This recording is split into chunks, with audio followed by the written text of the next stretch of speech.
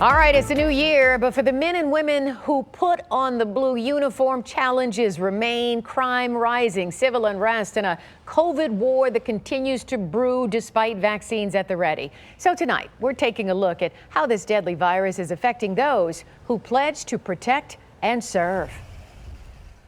Men and women in blue were hoping to turn the page on a new chapter this year. 2020 is probably the most challenging time in my professional career.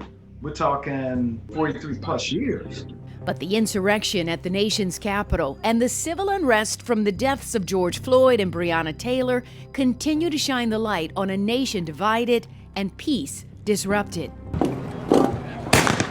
Stir in the pandemic, and it's an ongoing war like no other. COVID, this unknown enemy, there's nothing written on how to respond to this. In the spring of 2020, the Detroit Police Department, under siege by protesters, had the third highest number of COVID cases in the U.S. When you think about COVID and what this department went through, at one point we had as many as 650 members of our organization quarantined.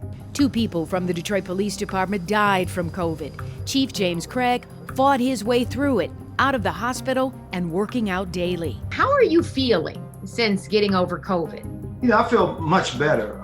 It's a long haul. The chief says he still has periodic problems like chest pains. So it's a real concern. But all in all, I still push through. His childhood friend and mentor, Wayne County Sheriff Benny Napoleon, not so fortunate. What did other officers say to you when he passed away? I'm sure some fear went through the ranks.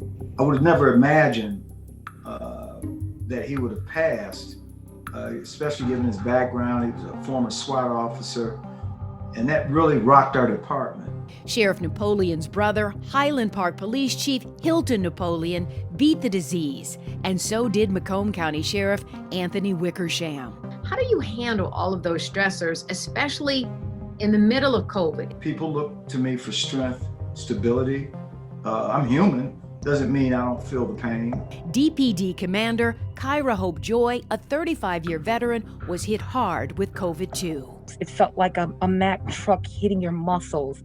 It attacked her digestional tract. People ask me, how did it feel? And the best thing I can think of as an example is a fish being cut open with a knife, a dagger, just cutting through your intestines. But Commander Joy knows a thing about battling pain. It took her 3 years to recover from being shot by a gang member, which inspired her to join the force.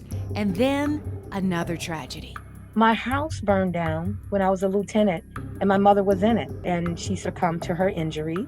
Commander Joy uses her life lessons, however tragic, to help others during these difficult times now. We don't have to forget it, but we can embrace it and we can continue to move on. This pandemic has had such an emotional impact on people, and they're just not addressing disputes very well. A young man in a custody battle killing his estranged girlfriend and then coming to the police station with a high-powered rifle, opening fire. Just one recent example. When you think about that level of aggression, this is what we're dealing with today.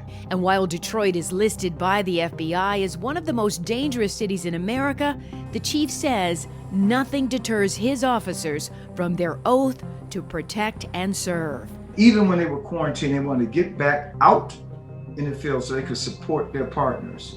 That's the kind of police department this is.